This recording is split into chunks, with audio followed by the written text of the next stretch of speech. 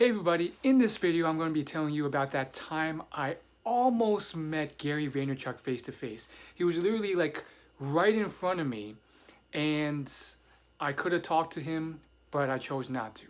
You'll learn why. But first, I'm going to show you my bomber jacket. Someone in one of my last videos asked me to show my bomber jacket with jeans on to see how it looked. So here you go.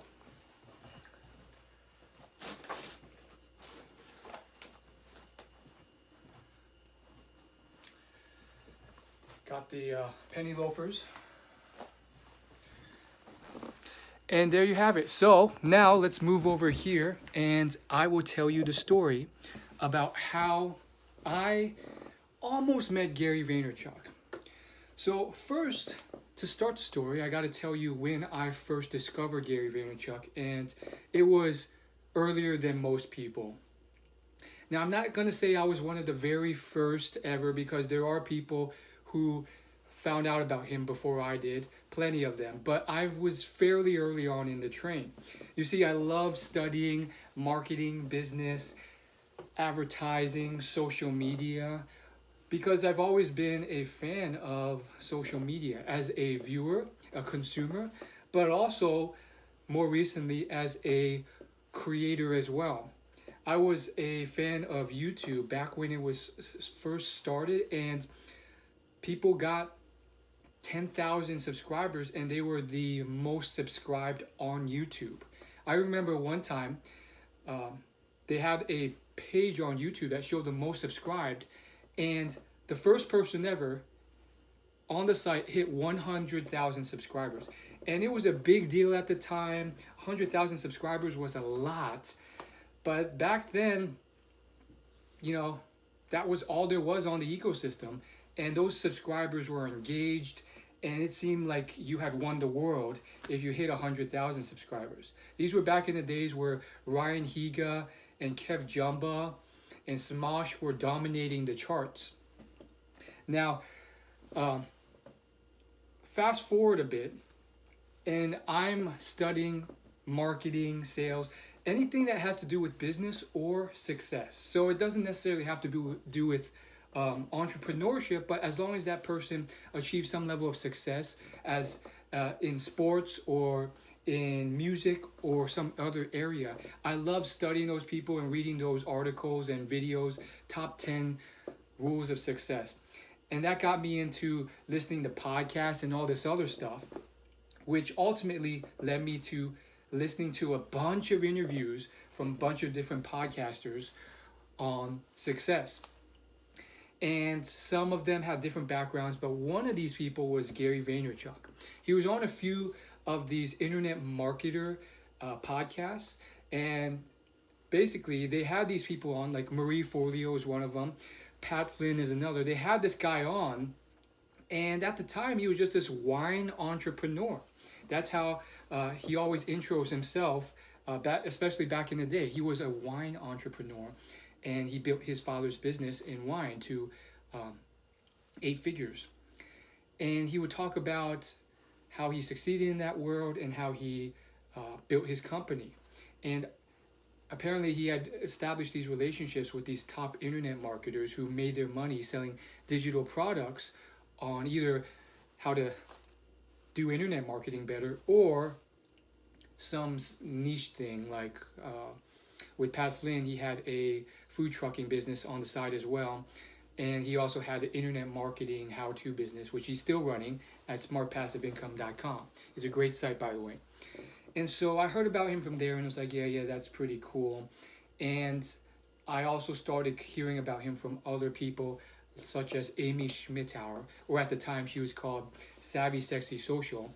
And she was a YouTuber who talked about social media marketing.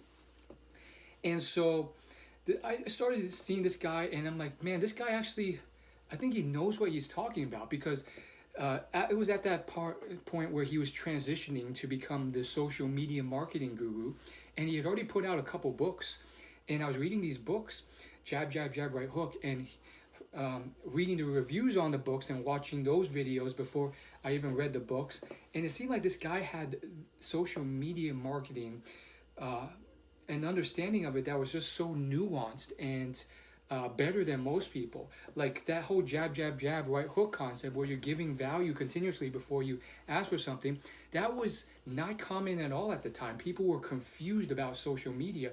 Businesses were just publishing random crap that no one cared about and trying to get people to buy their content, or their Facebook pages were not set up or very, very poorly set up with no good content. And he had a book with images and all this other stuff, and I'm like, this guy is actually pretty cool, and there's already a few big fans to his work. For example, Amy Schmittauer, she did a whole music video during Christmas called All I Want for Christmas is Jab, Jab, Jab, Right Hook, based on Mariah Carey's song featuring that book. And Gary Vaynerchuk shouted her out and all this other stuff. So, blah, blah, blah. I'm a big fan of him, right?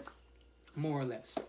Of course, there's small things here and there where I'm a little bit skeptical, disagree about, and I don't really know him too much. Like, I'm wondering if this guy is too arrogant or too full of himself. And so you'll see that where that starts coming into the story later when I almost met him. So there I am, kind of figuring out who he is, and then he starts posting on YouTube. So he's transitioning. You know, first he was pretty big on Twitter. He had like 1 million followers. Not a lot of engagement on Twitter. He had a lot of followers, but not a lot of engagement. But I was like, man, 1 million followers, still a lot. And then he starts transitioning to other platforms. And I think YouTube was one of his first other social media platforms. He was on Twitter. He was transitioning slowly to Facebook and Instagram and YouTube. And I saw his first few videos because at the time he only had like 5 videos on his channel. And I do understand he had this whole other life before him with Wine Library TV where he put out 1,000 episodes. So I think he knew what he was doing to an extent. And I wasn't a early adopter as in a wine lover, but I saw his first few YouTubes for his social media branding, and I was disappointed. Because I had known all the tricks and tactics. I had studied stuff. I bought YouTube courses that cost a boatload of money to improve my channel. And I saw his first few videos, and he had this one where he had this like dark hoodie on. It was horrible lighting. It was just pitch black. He was in some airport, and the audio was terrible. And he was like, "Hey guys, I know I look like the Emperor from Star Wars right now, but da da da da da." And I'm like, this guy does not know what he's doing on YouTube. He is either gonna fail or he's gonna get better. And I thought he was gonna fail because I thought this guy didn't know what he was doing. He didn't have a good thumbnail. He had horrible audio, horrible lighting, and turns out I was wrong. He switched it up. He started experimenting, testing, and fast forward 5,000 videos later, his YouTube channel is one of the most popular. Now he has this massive Instagram presence, Facebook presence. He's big on TikTok, and he's probably going to stick around for a while. And, you know, I like him a lot. I think, you know, I don't agree with everything he says, but most of the stuff he says is on point.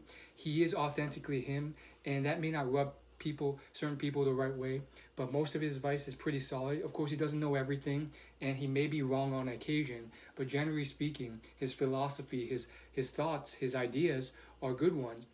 His tactics work, and now he's built this massive agency and a few other companies, now a sports reputation company, and, you know, of course, his agency, VaynerMedia, to massive heights. Of course, you know, they don't have the best Glassdoor's ratings or whatever, but they're still doing good. So that was then. Here's now. How come I almost met him and didn't meet him? Well, it's as simple as this. About, you know, a quarter through his journey, he released yet another book. He released a lot of these books over the years, and it was probably like his 4th or 5th book, and I'd read his previous ones, and he came to speak at a stadium near me. And so I saw the event on a Facebook event page, and I saw the ticket price, and I'm like, that's not cheap. it was something like $50 or something to get a book, not a signed copy, just one of his books, and then just to attend the 1 hour speaking session where he was a part of.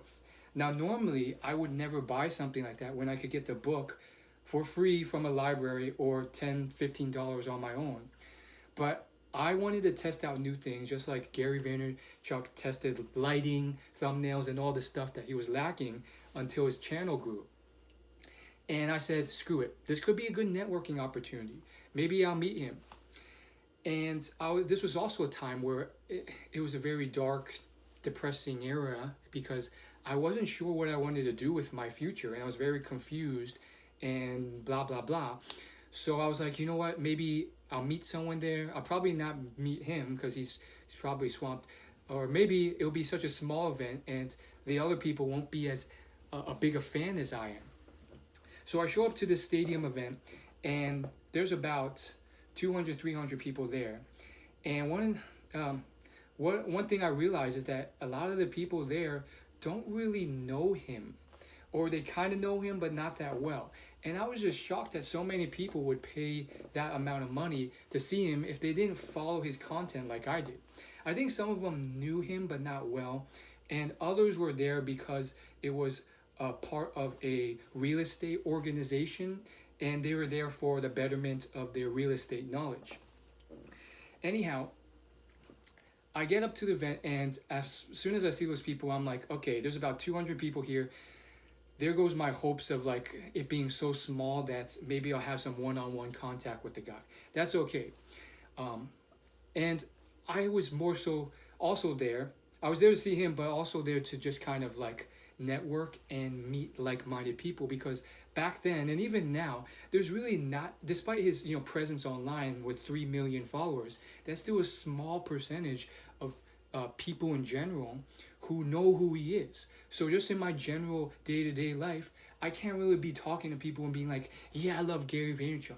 Most people are going to be like, who the heck is he?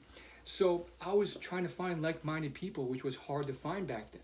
And I was trying to network with them. Maybe they would have job opportunities, or just I could meet some people that could lift me up and I could lift them up.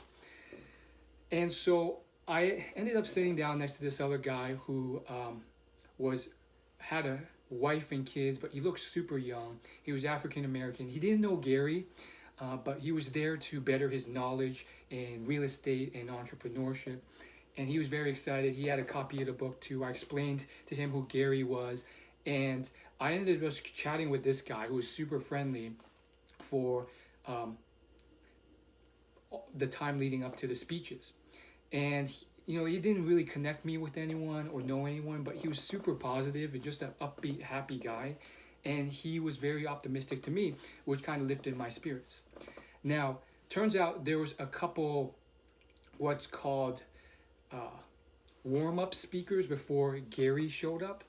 And I thought that was kind of cool. It's kind of like when, Taylor Swift performs, but then she has a few acts perform before her that she wants to showcase.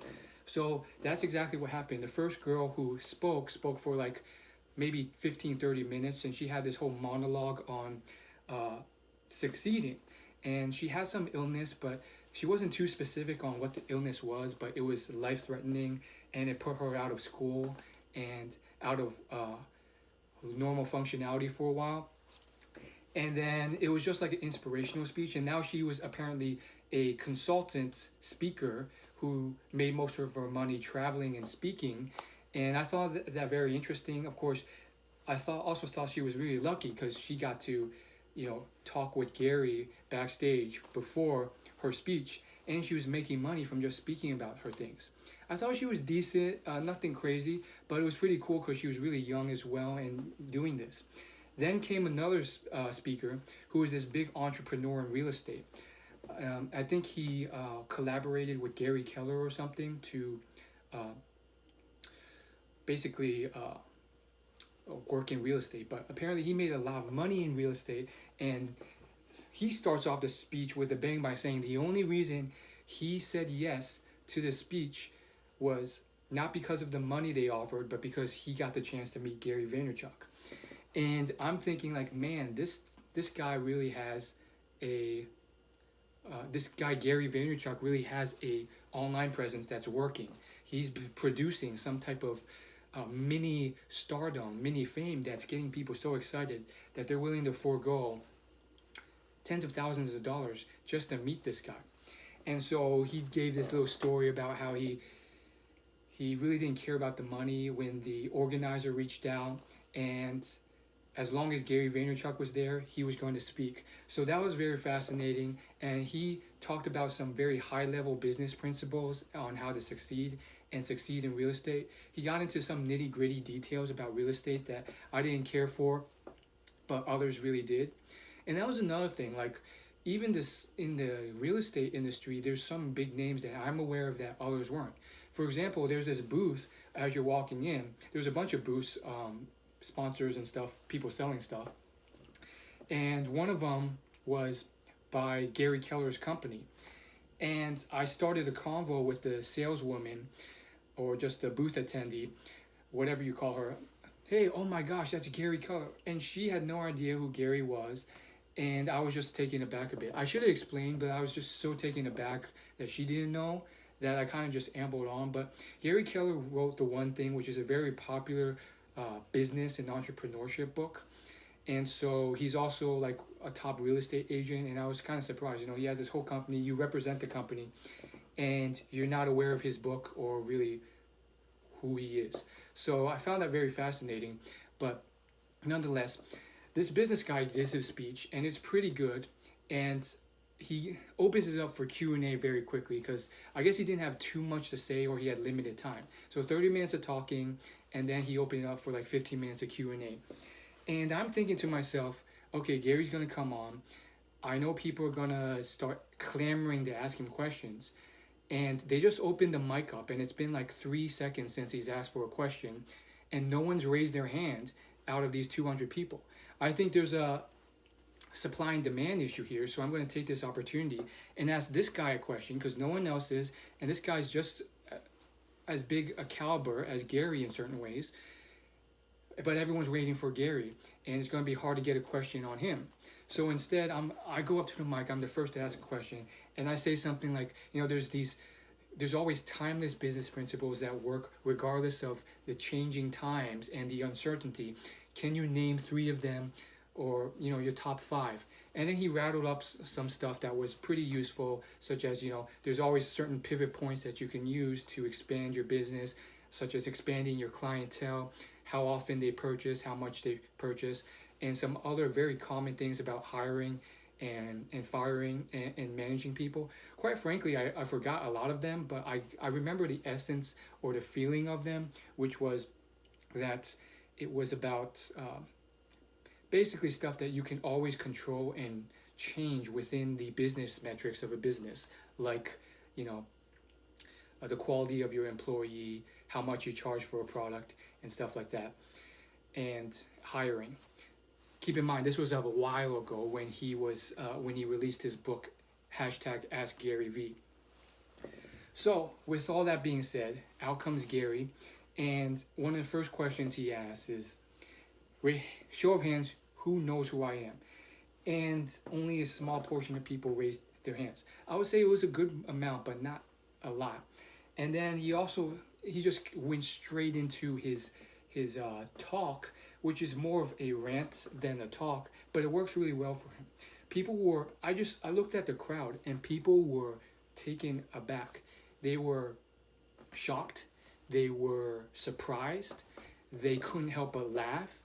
And they were pleasantly amused by how honest, upfront, and direct and genuine he was. This is a guy who will curse without blinking.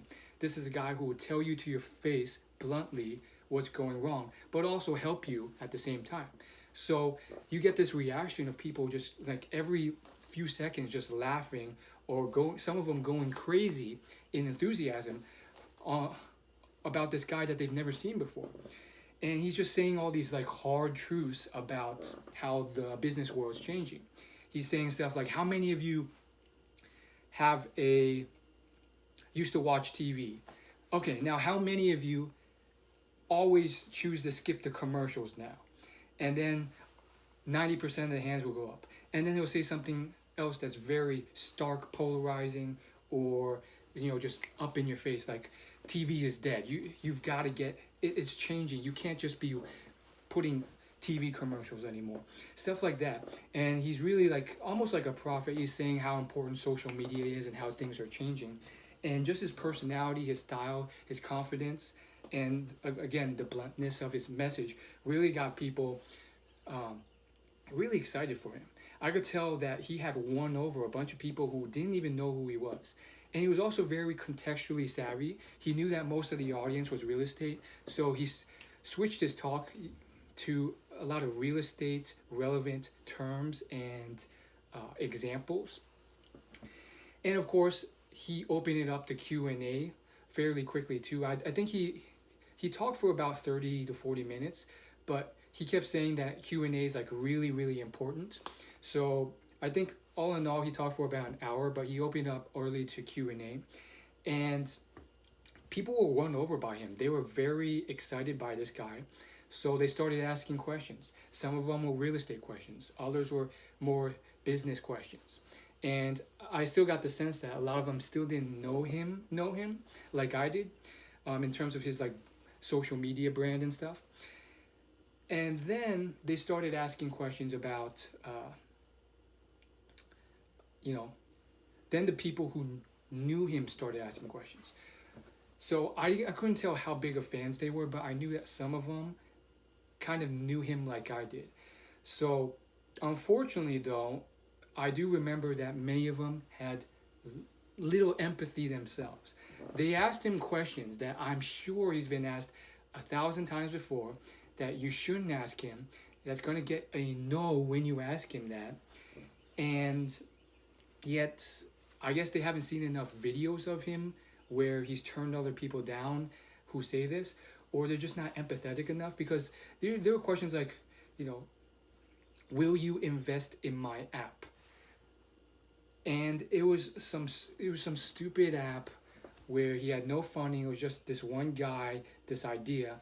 And then I could almost see Gary roll his eyes in the back of his head. He was like, unless you have 1 million monthly active users, the answer is no.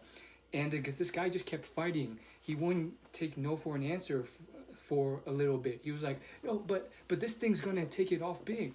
And I'm just thinking in my head, like, these people, what is their point? Like, this guy gets asked all the time. They're bombarded for his time, for these app installs and all this other stuff. And keep in mind, this is back in the day. So right now, it's even worse. People are probably hounding him to death for his mentorship time or for an app download. And after like a few questions like this, like stuff that I would never ask him, because, he gets bombarded by this all the time. He kind of got a little frustrated, and he was literally just like, you know what, you can have my money, but you can't have a second of my time. And it was kind of like a rhetorical response, because like he had pretty much shut that guy down and was saying like, move on to the next question. But he wasn't gonna give this guy any money for his app to begin with. But it was just very fascinating to see how people weren't really empathetic to his life situation, and to ask these very basic questions that everyone's asking him and expecting him to give a different response than no, without offering any value. So it was just kind of bizarre to me that he would do that. But I guess people don't really, think a little extra. The last thing I want to mention before I get into the moment we almost met was, I'm sitting there with in my chair, and I'm watching the whole exchange, and long story short, I realized that he really has some good entrepreneurial go-getter tendencies that I think anyone can adopt. Even if you don't want to be a business person or entrepreneur, he had some ideas that really stuck out to me. So some of the limiting beliefs that I had at the time was that, you know, you have to move to Silicon Valley, and if you don't have the money and income to afford to live there and move there, then you're out of luck. There's no way you can start a tech company and succeed, or get venture funding or any of that stuff. And one of the people who asked him a question asked him something like that. He was like, I don't have any money. How do I get developers? And Gary was like, that's a horribly entrepreneurial question. Email them. Hit them up. Go to the top 100 apps and go to the bottom of that list and find the apps that suck, and email the developers and say, hey, your app sucks. Do you want to work on mine? And he was basically saying that you got to eliminate your excuses. You can achieve what you can wherever you are. And that kind of broke down my belief that, you know, I have to be in Hollywood to make it big, or X, Y, and Z. And I would say it's still there too a little bit, but it's less ever since that exchange and some other things I've learned over the years. On top of that, there's another question that was asked that was along the same lines, and he responded with something like, dude, you can do stuff even here. I literally just walked through a college campus, and there was a engineering department, and I met with these people who were doing these apps for virtual reality, and I'm probably going to invest with them. And his whole point was that even in this area where there's not much going on, he just went through a college campus, he met and invested with someone who were doing crazy work and doing crazy tech with virtual reality. So that also kind of just cemented my point, my belief, my limiting belief that, you know, in this area, I can't make anything of myself.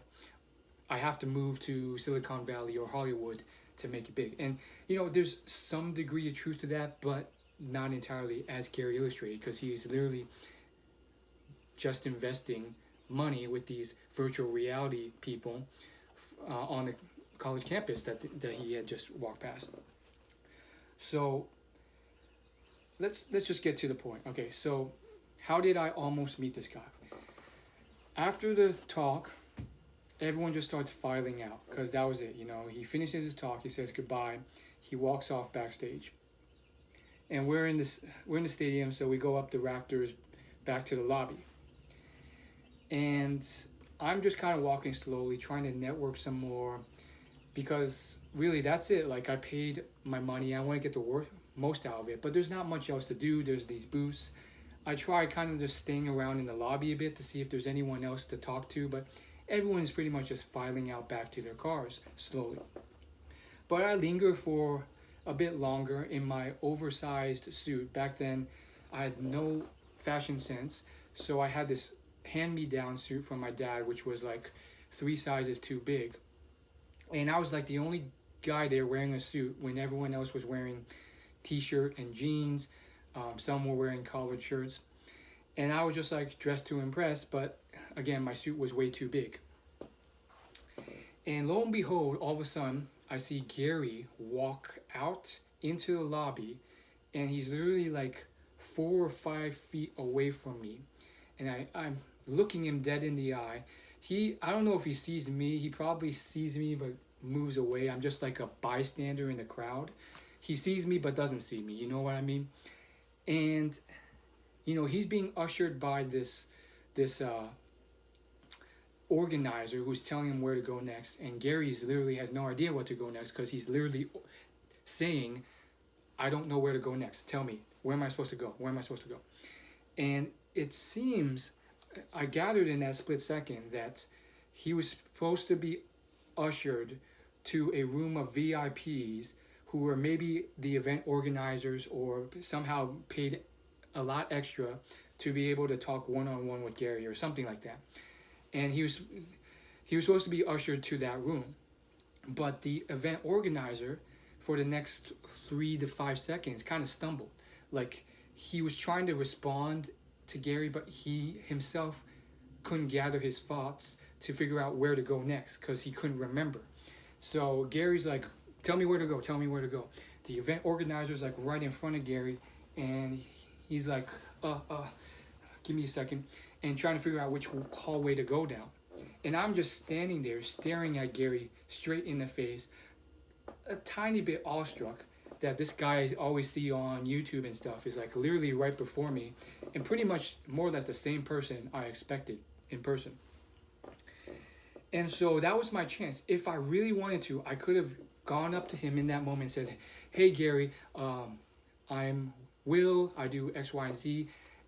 How can I help you?" I had it all planned out because, in terms of the empathy standpoint, I definitely in that moment I knew it because it was in my mind in that split second. I would have come in with a value-driven thing rather than this thing of give me, give me, give me. I would have been like, I can help you for free with this. I can do this X, Y, and Z for free. Let me know. Here's my number. We can go from there. I didn't have like the exact thing I would help him out with planned, which I probably should have, because I wasn't really expecting to meet him in person. But I knew the approach that I would have gone in with rather than how the other question askers failed. But I froze instead.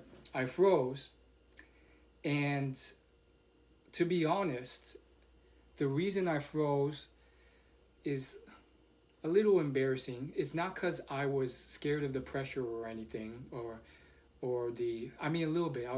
Maybe 5% I was scared of coming off rude or weird or too aggressive, but that really wasn't it, because it was a fairly passive environment. Everyone else was just watching him. There's crowds watching him, but no one, it wasn't like Justin Bieber where everyone's like fighting to like touch him or anything. The real reason was because for some reason in that moment I said, you know what? This guy thinks he's full of himself. Look at all these adoring fans, and I think he's a bit too arrogant for me to fawn over. So I'm not going to go up and play that whole game. I don't want to kind of feed his ego. And, you know, now that it's been a few years later, and I've learned to know him more through his content, I don't think he's arrogant. I mean, he does have a little bit of ego, but we all do. But he's not arrogant, and I think he ultimately was someone who, you know, can come off that way because of his personality. But he's really trying to care for others, help them out, and I misjudged him in that moment. So I let those 5 seconds pass, and then of course the organizer figured out what he was doing again, and then moved on. So unfortunately, I missed my moment, and that's that. You know, I missed my chance to meet Gary Vaynerchuk. It could have changed my life. Maybe I would have been living in New York. Who knows? Maybe he would have loved my work. Maybe it was the worst situation that could have happened. Maybe if I did talk to him, I would have worked at VaynerMedia, worked myself to death, because I know they have like a workaholic mentality, and maybe burnt myself out. I don't know. I'm not going to spend too much time regretting the past, because that's then. And I hope to make the most of the future and now, because I am still happy, and who knows, maybe I'll still meet him now. But now it's a different context, because, you know, now he's so established that it's not like I was one of the first people to meet him and establish a relationship. But then again, you know, I know people who have met him, and he meets so many people that who knows if I would have really established anything there. So that's my story in a nutshell. If I would do it again, you know, I think in those moments you only have a split second to decide. So it's better to decide early. Are you going to take that chance? And I would have taken that chance if I could redo it and talk to him. Even if, you know, and I can always figure out later if that guy is not a good fit. Like, let's say I talked to him then, and later on I decided he was actually arrogant. Well, then I could cut off the relationship. But if you don't never start the relationship to begin with, you don't have anything to build off or cut away. So it's unfortunate because I lost that opportunity, but I don't think it would have changed my life anyways. But there's my story. I'm probably going to film a shorter version of this because this one is just way too long. Oh yeah, and subscribe.